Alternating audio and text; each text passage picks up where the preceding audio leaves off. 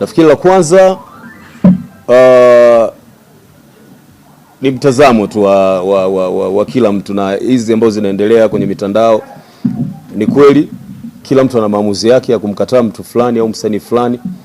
Watu wamesema hawataki kusikiliza muziki wala kusupport, lakini kwenye show zetu waje, kwa sababu kwenye mabaa wanasikiliza muziki yetu na sehemu zingine wanasikiliza muziki yetu.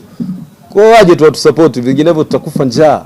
Tutakufa na njaa jamani. Tunaomba mje mtusupport kwa wingi, lakini nafikiri kila mtu ana maamuzi sahihi ya kuchagua upande wake ambao anautaka. Ndio maana hata kwenye mpira kuna shabiki wa Simba, kuna shabiki wa Yanga. So kila mtu ana maamuzi ya kuchagua upande wake ambao yeye anahisi unafaa. Umuhimu upo.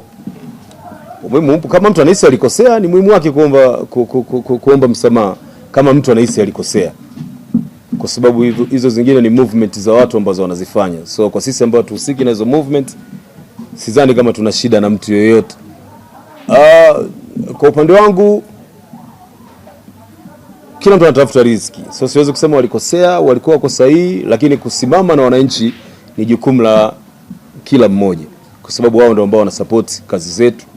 Wao ndio ambao wanasupport, wananunua muziki wetu. Kwa hiyo kinamna moja au nyingine, kwa wale ambao walikuwa wanahusika kwenye mapambano ya kuhamasisha hivyo vitu vingine, wanao sababu ya kuomba huo msamaha. Lakini kwa sisi ambao tulikuwa tuko cool, tumestay, hatuna upande wote, sidhani kama tuna shida na mtu au tuna tatizo na mtu.